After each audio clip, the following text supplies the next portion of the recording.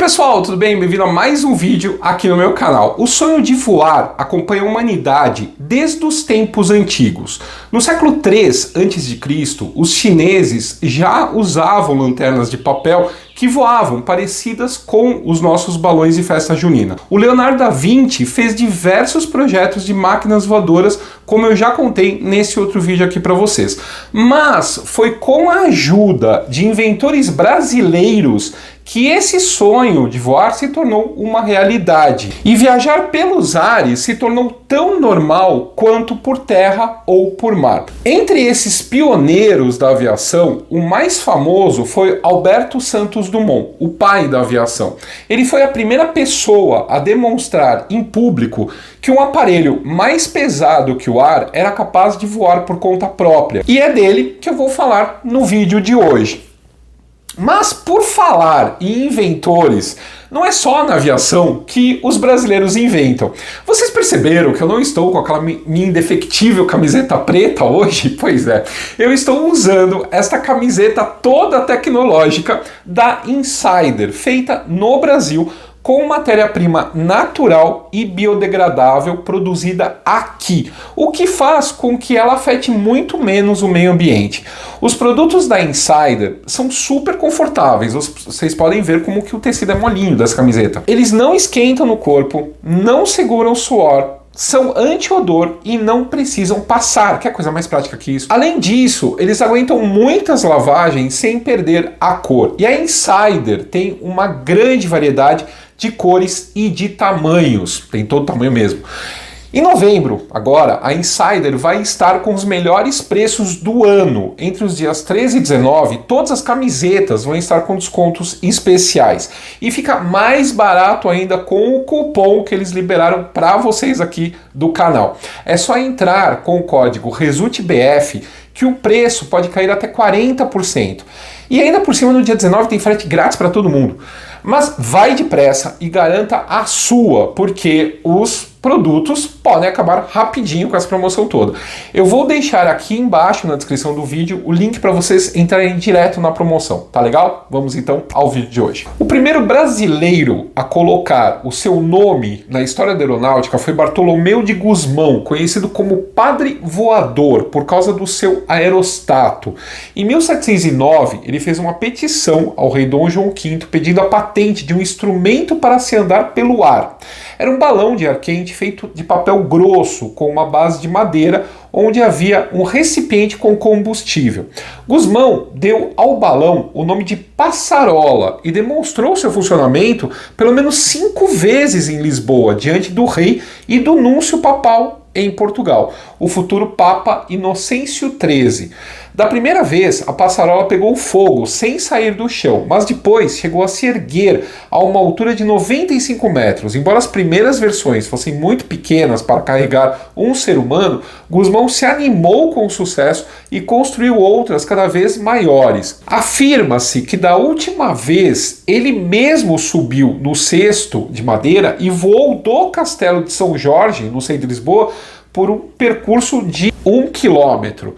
Mas não há registros precisos sobre esse voo. O padre voador continuou fazendo pesquisas na área de engenharia, mas caiu na mira da Inquisição, de quem eu já falei nesse outro vídeo aqui, e foi acusado de simpatia aos cristãos novos. Ele acabou tendo que fugir para a Espanha e ficou doente e morreu em 1724 aos 38 anos. Essa história quase foi esquecida, mas ressurgiu quando o cientista francês Pilatre de Rosières conseguiu fazer o primeiro voo tripulado na frente de um público 60 anos após a morte de Bartolomeu. Em 15 de outubro de 1783, ele subiu aos céus num balão preso a uma corda.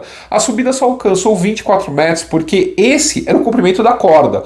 A partir de então, voos de balão começaram a se tornar comuns, até chegaram a ser usados na guerra para se observar os inimigos.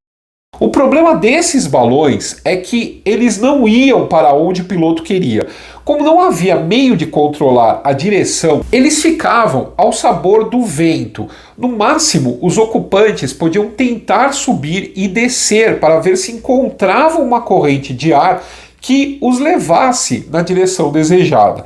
Ao longo do século XIX, vários cientistas tentaram buscar um jeito de tornar os balões dirigíveis. A tentativa mais promissora foi de outro brasileiro, Júlio César Ribeiro de Souza.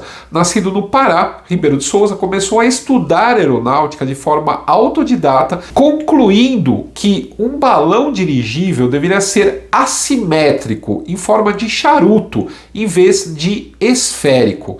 Ele acabou conseguindo uma verba do governo paraense para continuar os seus estudos na França, e em novembro de 1881 conseguiu pilotar o balão Le Victoria contra o vento, diante de uma plateia e da imprensa francesa.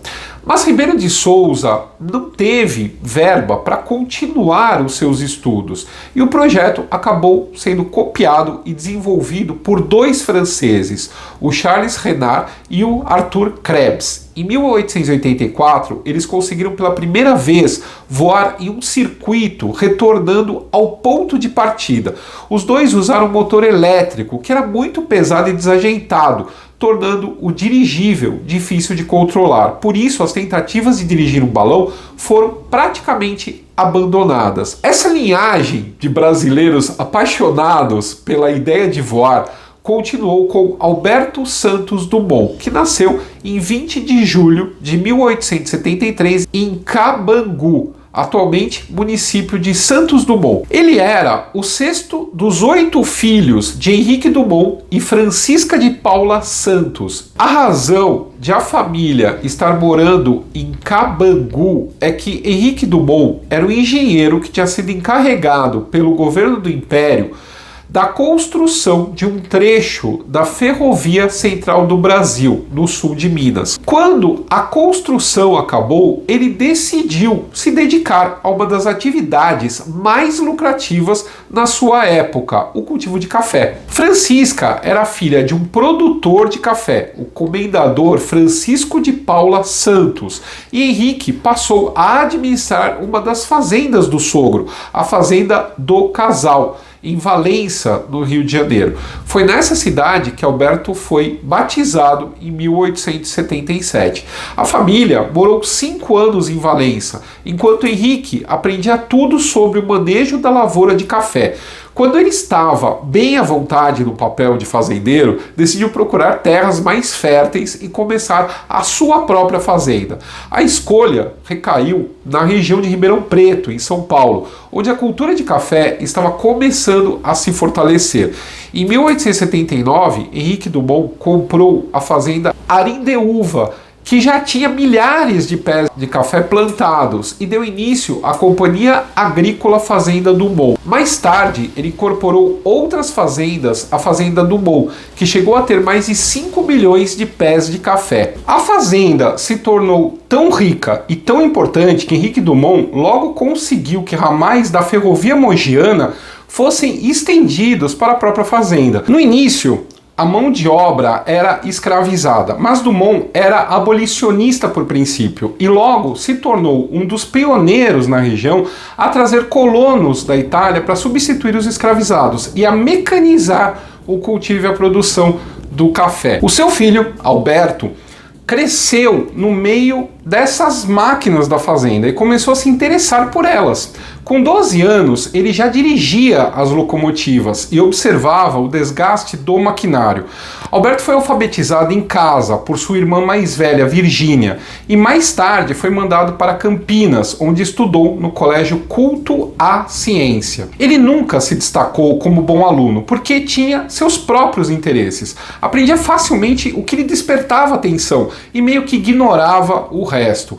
Depois, ele ia se aprofundar aprendendo sozinho na biblioteca do pai e manteve essa característica de ser autodidata pelo resto da sua vida. Alberto adorava ler livros de ficção científica como os de Júlio Verne, por exemplo, e sua maior diversão era fazer experimentos mecânicos na oficina do pai.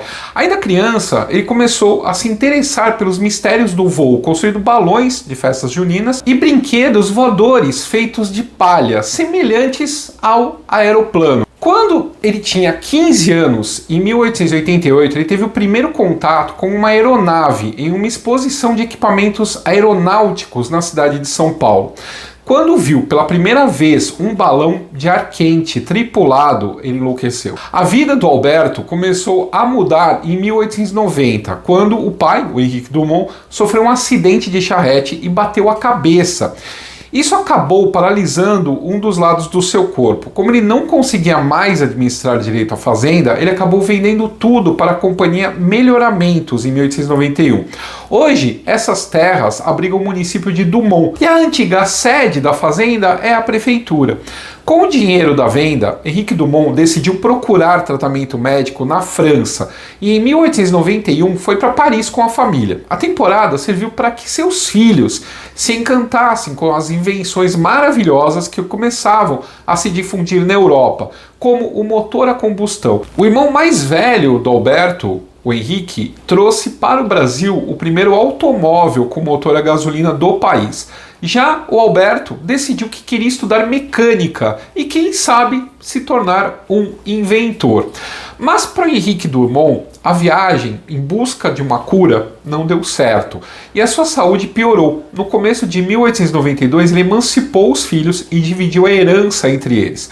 Alberto recebeu do pai uma verdadeira fortuna e um conselho: vá para Paris. Vamos ver se você se faz um homem. Prefiro que não se faça doutor.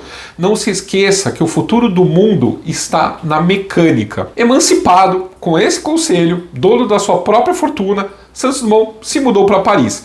E alguns meses depois, em 30 de agosto de 1892, o seu pai faleceu. O que você, sendo jovem, com 19 anos, com dinheiro suficiente para se manter pelo resto da vida e sem ninguém mandar em você, ia fazer na cidade mais badalada do mundo? Pois é, Santos Dumont tinha mais juízo que você. Ele seguiu os conselhos do pai e se dedicou aos estudos. Ele contratou um professor espanhol chamado Garcia, que ensinou principalmente física e química. Mais tarde, segundo alguns biógrafos, Alberto teria chegado a estudar na Inglaterra, na Universidade de Bristol. Mas não há provas disso, porque os registros da universidade foram destruídos na Segunda Guerra Mundial. Mas de qualquer jeito, ele nunca se formou. Santos Dumont continuou não sendo um aluno muito dedicado e não tinha paciência para a teoria, a não ser quando conseguia ver uma aplicação prática para aquilo. Nesse tempo, seu principal interesse eram os motores de combustão interna, como os do carro, que eram diferentes dos motores a vapor, que ele conhecia das locomotivas. Ele comprou um carro da marca Panhard e começou a fuçar na mecânica para entender como ele funcionava. Também começou a fazer experiências colocando motores num triciclo. Em 1897, o antigo sonho de voar reacendeu quando Santos Dumont leu um livro a respeito de 3 aventureiros suecos. Eles tentavam chegar ao Polo Norte num balão, mas fracassaram e acabaram morrendo. O livro tinha sido escrito pelas pessoas que construíram o balão, os franceses Henri Lachambre e Alexis Machuron. Lachambre tinha sido o construtor responsável pelo dirigível de Júlio César Ribeiro de Souza, aquele paraense que tentou a sorte na França anos antes do Santos Dumont. Santos Dumont ficou curioso e contratou os dois para fazer um passeio de balão sobre Paris. Depois disso, decidiu pedir ajuda deles para projetar o seu próprio balão. Ele queria poder viajar sozinho e decidiu por uma estrutura pequena e leve, que ele pudesse desmontar e guardar na mala, porque não era difícil levantar seu peso, ele pesava apenas 50 quilos. Para que tudo isso fosse possível, Santos Dumont teve que convencer os construtores a usar seda japonesa envernizada fininha, em vez do tecido grosso que era usado normalmente nos balões. Esse balão, chamado Brasil, era o mais leve que já tinha sido construído. O cesto pesava 6 quilos contra 30 quilos quilos das estruturas convencionais. E o invólucro do balão ficou em apenas 15 quilos. No total, o Brasil pesava 35 quilos e tinha 6 metros de diâmetro. Uma vantagem de ser tão leve é que o Brasil economizava combustível. Na época, os balões eram enchidos com gás hidrogênio e uma parte sempre se perdia, porque era preciso abrir a válvula para pousar. Como o hidrogênio era caro, tudo isso tinha um custo muito alto e o Brasil conseguiu fazer a mesma viagem de outro balão usando apenas 1/7 do hidrogênio. Depois desse sucesso todo, Santos Dumont começou a se dedicar à tarefa de tornar seus balões dirigíveis. Ninguém mais estava fazendo isso na época, só que ele sabia uma coisa que os outros não sabiam: como funcionava um motor a combustão. Eles eram muito mais leves e práticos que os motores elétricos usados por Charles Renard e Arthur Krebs em seu dirigível. Santos Dumont construiu um motor de 2 cilindros, o mais compacto que conseguiu, e o montou num balão cilíndrico, o número 1. Os dirigíveis dele normalmente recebiam apenas números. O número 1 usava uma hélice e um leme para dar direção, e Santos Dumont montou o escapamento para baixo para evitar incêndios, porque o hidrogênio é muito inflamável. Houve problemas nos primeiros testes com o balão preso numa corda, e num deles, Santos Dumont passou bem perto da morte, quando o invólucro se dobrou e o balão começou a descer. Ele só se salvou porque ele teve a ideia de pedir para quem estava segurando a corda se virar contra o vento, o que tornou a queda mais lenta. Os testes continuaram com o balão livre, sem as cordas, usando como campo nada menos do que a cidade de Paris. Os moradores acabaram se acostumando a ver aquele brasileiro voando de um lado para outro em cima de suas cabeças. Nem sempre dava certo e ele sofreu vários acidentes durante toda a sua carreira. A primeira vez que deu muito certo foi com o número 3, em 13 de novembro de 1899. Ele saiu do Parque da Aeroestação, no bairro Vaugirard, contornou a Torre Eiffel e depois seguiu para o norte, para o Campo de Bagatelle. O caminho estava aberto para provar que os dirigíveis podiam realmente funcionar. Nessa época foi fundado o Aeroclube da França, do qual Santos Dumont foi um dos primeiros membros. Em março de 1900, o empresário Henri Deutsch de la Meurthe escreveu ao Aeroclube prometendo um prêmio de 100 mil francos para a primeira pessoa que conseguisse guiar um balão num determinado percurso. O dirigível deveria percorrer 11 quilômetros contornando a Torre Eiffel e voltando ao ponto de partida sem paradas e em menos de 30 minutos. Santos Dumont foi um dos primeiros aeronautas a se candidatar ao prêmio, querendo provar que o voo dirigido não só era viável, mas também seguro. Mas ele não foi o único brasileiro a disputar. Outro foi Augusto Severo, engenheiro do Rio Grande do Norte, que além de inventor, era também deputado federal. Em 1892, ele conseguiu uma verba para mandar construir na França um dirigível baseado em suas ideias, que ele batizou de Bartolomeu de Gusmão, em homenagem ao padre voador. Os primeiros testes foram promissores, mas antes que o dirigível pudesse realizar um voo sem amarras, ele foi destruído numa tempestade. Isso não desanimou Severo, que começou a trabalhar no outro dirigível, o Pax. Em 1901, ele se licenciou da Câmara e foi para a França, desenvolvendo esse projeto que acabou atrasando por problemas com fornecedores. Santos Dumont já estava à frente dele. Em julho de 1901, ele fez a primeira tentativa de ganhar o prêmio com o balão número 5. Ele conseguiu completar o percurso, mas ultrapassou muito o limite do tempo. No mês seguinte, uma nova tentativa acabou com o balão perdendo hidrogênio e caindo no telhado do Hotel Trocadéro. Santos Dumont ficou pendurado na cesta e teve que ser retirado pelos bombeiros. A próxima tentativa foi com um novo modelo, o número 6, que ficou sem combustível e acabou forçado a pousar numa propriedade da família Rothschild. Por coincidência, a princesa Isabel estava morando próxima ao local. Ela mandou seus criados levarem almoço ao compatriota e o convidou para visitá-la. Depois, deu para ele uma medalhinha de São Benedito para protegê-lo contra acidentes. Esse não seria o único contato entre eles. Mais tarde, a princesa assistiria a alguns dos voos de Santos Dumont. Coincidência ou não, na tentativa seguinte, em 19 de outubro de 1901, tudo deu certo, ou quase. Santos Dumont saiu às 2h30 da tarde do Parque de Saint-Cloud, contornou a Torre Eiffel e teve uma pane no motor. Ele não teve dúvidas, escalou a gôndola sem equipamento de segurança, reiniciou o motor e continuou o voo, como se nada houvesse acontecido. Apesar desse problema, ele conseguiu completar o percurso em 29 minutos e 30 segundos dentro do tempo requerido. Só que na hora de pousar, houve algumas dificuldades com o vento e demorou quase 1 minuto até que pudessem prender a corda que trazia o balão para baixo. Por causa disso, o Aeroclube se recusou a dar o prêmio a ele, alegando que o Santos Dumont tinha passado do tempo de 30 minutos. Logo, a imprensa, a opinião pública e o próprio Deutsch, o dono do prêmio, começaram a protestar e dizer que o brasileiro merecia ser considerado vencedor. Finalmente, os diretores do Aeroclube decidiram dar o prêmio a Santos Dumont. Mas ele ficou tão revoltado, tão ofendido, que saiu do clube.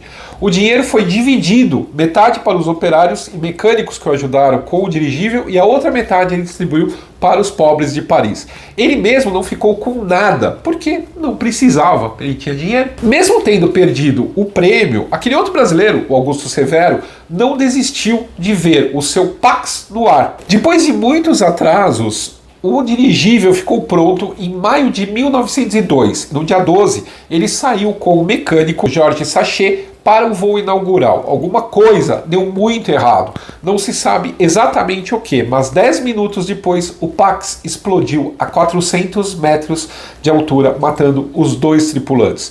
O choque para os parisienses foi tão grande que 2 ruas próximas ao acidente receberam os nomes de Rua Augusto Severo e Rua Georges Sachet. Até o cineasta Georges Méliès ficou tão impressionado que dirigiu um curta-metragem a respeito chamado A Catástrofe do Balão Le Pax. Com o prêmio, Santos Dumont se tornou uma celebridade. Ele era reconhecido nas ruas de Paris, recebia cartas de vários países e era entrevistado por jornais do mundo todo.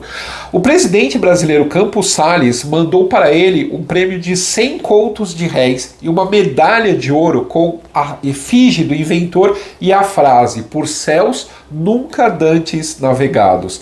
Santos Dumont foi condecorado com a Legião de Honra na França e virou até inspiração para livros infanto-juvenis. Além disso, passou a receber convites de outros países. O príncipe de Mônaco, por exemplo, colocou um hangar à sua disposição para que ele continuasse as suas experiências. Já nos Estados Unidos, Santos Dumont foi recebido pelo presidente Theodore Roosevelt e se encontrou com o inventor Thomas Edison.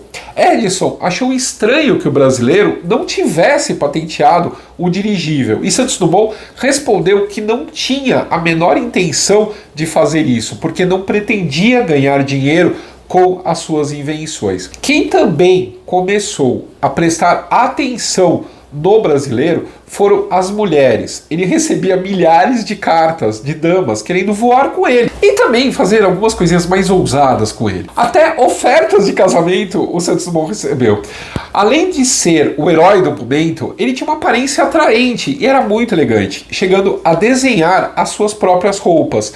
O chapéu desabado que ele usava virou moda em vários países. Por outro lado, ele era bem baixinho, tinha 1,5 metro de altura e para compensar essa falta de altura, ele usava sapatos com uma plataforma por dentro que o deixavam 15 centímetros mais alto. Mas nem tudo eram flores na vida dele. Em 1902, ele recebeu a notícia mais terrível da sua vida. A sua mãe, Francisca, tinha morrido na cidade do Porto, em Portugal. Ela sofria de depressão e tinha tirado a própria vida. Apesar da tristeza, Santos Dumont não interrompeu suas experiências.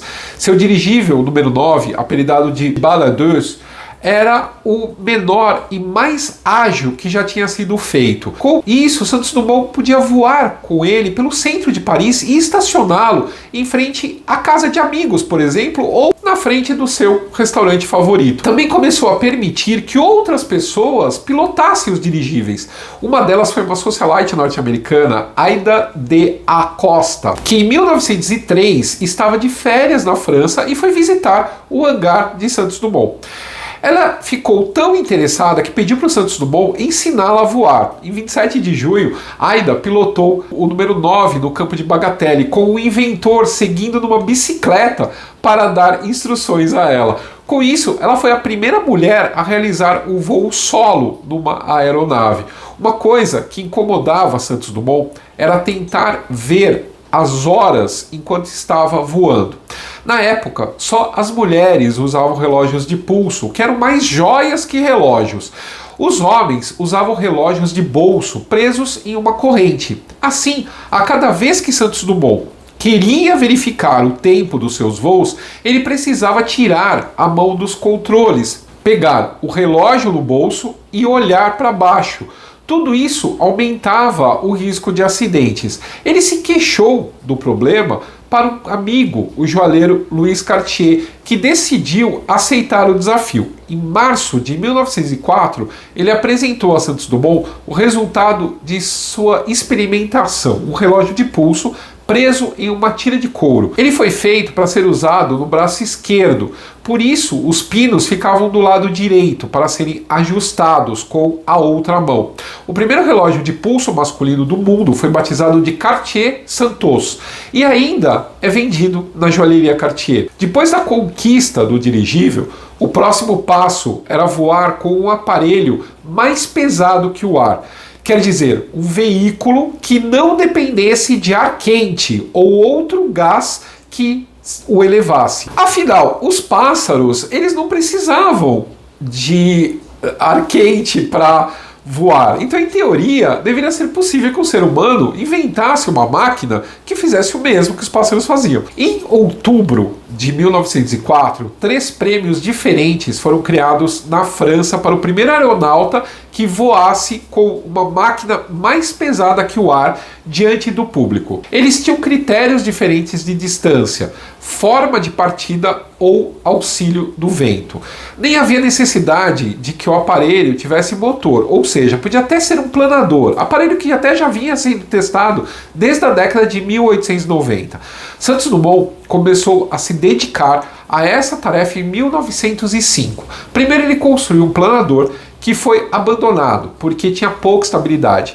Em busca de ideias, ele assistiu às tentativas de outros inventores e uma chamou muito a sua atenção. Gabriel Voisin tentou voar com um planador puxado por uma lancha no rio Sena. Embora o aparelho mal tenha se erguido do chão, Santos Dumont percebeu que poderia usar um motor similar ao do barco para mover o seu aeroplano. Assim surgiu a ideia de um aeroplano a motor híbrido acoplado a um balão. O balão usado tinha o número 14, por isso o aparelho ficou conhecido como 14 bis. Os primeiros testes foram promissores, mas um amigo não gostou da solução, porque o aparelho ainda precisava de uma parte mais leve que o ar. Assim, Santos Dumont decidiu repensar o projeto. Enquanto tentava decidir o que faria a seguir, ele continuou testando o aparelho híbrido e chegou à conclusão de que o balão ajudava na decolagem, mas acabava prejudicando o voo. Ele decidiu desacoplar o número 14 do 14 bis e tentou fazer o avião sair do chão sozinho. Essa máquina, apelidada pela imprensa de Oiseau de Proie, ou ave de rapina, tinha 12 metros de envergadura, com asas compostas por estruturas de madeira e bambu cobertas de seda. Uma curiosidade é que o leme do 14 bis era na frente, então ao invés de cauda, como os aviões modernos, ele tinha um nariz enorme. Primeiro Santos Dumont tentou ganhar o prêmio mais fácil, o Arc de Coal, no verão de 1906, mas as tentativas fracassaram e uma nova apresentação foi adiada porque ele sofreu um acidente de balão em setembro e quebrou o braço. Finalmente, em 23 de outubro, uma multidão se reuniu no campo de Bagatelle para assistir à nova apresentação do 14 bis. O aparelho apresentou problemas pela manhã e a tentativa foi adiada para a tarde. Às 15:05, Santos Dumont ligou o motor e o avião se ergueu sozinho, sem ajuda de rampas, catapultas, nem nada. Ele subiu cerca de 2 metros de altura e percorreu 60 metros nos 7 segundos de voo, mais que suficiente para ganhar o prêmio a que estava concorrendo. Eu não vou entrar aqui na polêmica sobre quem inventou o avião, se foi o Santos Dumont ou os irmãos Wright dos Estados Unidos. O fato é que o voo do 14 bis foi o primeiro realizado em público, em um ambiente controlado e o primeiro em que um aparelho mais pesado que o ar saiu do chão por seus próprios meios, sem ajuda externa. O avião dos irmãos Wright não teve nada disso. O primeiro voo que teria ocorrido em 1903 foi testemunhado apenas por alguns amigos dos irmãos Wright e os depoimentos deles apareceram muitos anos depois do voo de Santos Dumont.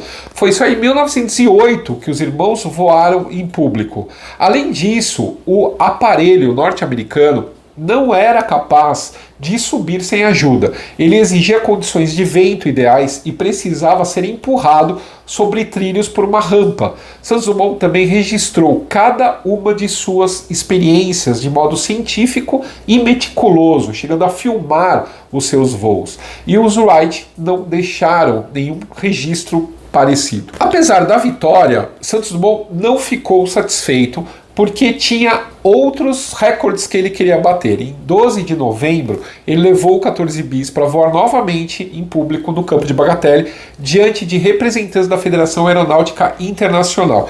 Dessa vez, ele ia tentar o prêmio do Aeroclube da França, que exigia uma distância de 100 metros. Durante o dia, ele fez 5 voos, sendo que no último ele chegou ao dobro da distância exigida, voando 200 metros. E poderia ter ido mais longe se não tivesse perdido a direção. Esse recorde só foi batido um ano depois. Assim como o dirigível, Santos Dumont se recusou a requerer a patente do avião e mandava os seus projetos para qualquer um que desejasse estudar, inclusive para os irmãos Wright. Foi a correspondência entre eles, aliás, que sugeriu ao brasileiro mudar o leme para a traseira do avião. E o Santos Dumont não parou por aí. Ele continuou aperfeiçoando o avião, mesmo depois que um acidente acabou com a carreira do 14 bis. Ele fez vários outros protótipos, dos quais o mais famoso foi o Demoiselle, que se tornaria referência de design para os aviões modernos. Essa era uma aeronave bem pequena, de apenas 6 metros de comprimento, o mesmo que uma limousine, e 110 quilos de peso, já incluindo o motor. Por isso, ele é considerado o primeiro ultraleve da história. Esse aviãozinho de aparência delicada teve várias versões e conseguia voar grandes distâncias a 90 km por hora. Santos Dumont chegou a fazer uma viagem de 18 km com a versão número 6. Também era fácil de reproduzir e teve 300 cópias vendidas para diversos pilotos na Europa e nos Estados Unidos. Na intenção de popularizar ainda mais o voo, em 1910, Santos Dumont deixou que os esquemas do Demoiselle fossem publicados numa revista de tecnologia, a Popular Mechanics. Nessa época, ele tinha desistido de voar, porque estava começando a sentir os primeiros sintomas de uma doença séria, a esclerose múltipla. Ele ficou envelhecido e se sentia muito cansado para concorrer contra os aviadores mais jovens que tinham começado a se multiplicar. Depois de um acidente com o Demoiselle, em 4 de janeiro de 1910, Santos Dumont parou de pilotar e fechou a sua oficina. Por causa da doença, as suas atividades sociais ficaram mais restritas e ele passou a se dedicar principalmente a popularizar a aviação. Em 1913, ele voltou para o Brasil depois de 10 anos longe e passou vários meses aqui antes de voltar novamente para a França. Mas no ano seguinte, o país foi invadido pela Alemanha no início da Primeira Guerra Mundial. Santos Dumont chegou a se voluntariar como motorista do exército francês, mas a maior contribuição dele para a guerra aconteceu contra a sua vontade. Todos os lados passaram a usar aviões, primeiro para observação dos inimigos, depois para combates aéreos. Ver o sonho da sua vida ser usado para matar pessoas foi um golpe para a saúde mental do inventor. Santos Dumont se mudou para a Normandia, perto do mar, e começou a realizar estudos astronômicos. Mas os vizinhos se confundiram com os instrumentos que ele usava e denunciaram ele para a polícia como espião. Ele chegou a ser preso, mas foi libertado e o governo francês até se desculpou. Essa foi a gota d'água para ele, que decidiu voltar a morar no Brasil em 1915. Além de doente, ele estava começando a sofrer crises de depressão, como tinha acontecido com a sua mãe. Aqui no Brasil, Santos Dumont se dedicou a defender a criação de uma federação aeronáutica pan-americana e por isso visitou diversos países, Estados Unidos, Chile e Argentina. Numa dessas viagens, ele passou pelas cataratas do Iguaçu e foi o primeiro a sugerir a criação de um parque nacional no local. Santos Dumont começou a viver em hotéis em cidades diferentes do Brasil e passava temporadas na França e na Suíça, buscando tratamento para os seus problemas de saúde. Em 1918, ele mandou construir uma casa em Petrópolis. Ele fez o projeto depois de uma aposta com amigos que seria capaz de fazer uma construção num terreno muito íngreme no morro. Batizada de A Encantada, a casa é cheia de detalhes curiosos que mostram a inventividade de Santos Dumont. O banheiro tem um chuveiro aquecido a álcool com temperatura regulável e os móveis são integrados às paredes, economizando o espaço. Mas a invenção mais famosa são as escadas que dão acesso à casa e aos andares. Elas se compõem de degraus alternados de maneira que o pé direito vai no primeiro e o esquerdo no segundo, e assim por diante. Dessa forma, é possível subir um desnível maior com a escada ocupando menos espaço. Esse modelo ficou conhecido como Escada Santos Dumont. Nos últimos anos, Santos Dumont se dedicou a tentar influenciar a Liga das Nações a proibir o uso de aviões como armas de guerra.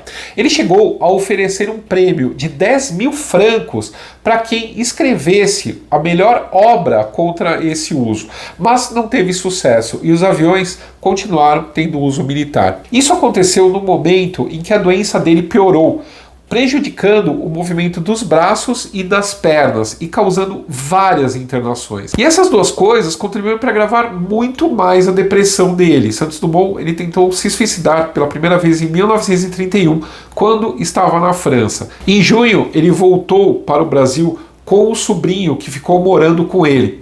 Os dois passaram uma temporada na estação de águas de Araxá, em Minas, e acabaram se instalando no Grand Hotel La Plage, no Guarujá, no litoral de São Paulo, em maio de 1932. Logo depois, estourou a revolta em São Paulo, a Revolução Constitucionalista.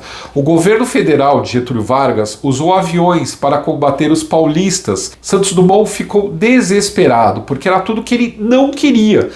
Para um amigo, ele disse: "Por que fiz esta invenção que, em vez de concorrer para o amor entre os homens, se transforma numa arma maldita de guerra?" Em 23 de junho de 1932, aconteceu um bombardeio aéreo no Campo de Marte, em São Paulo.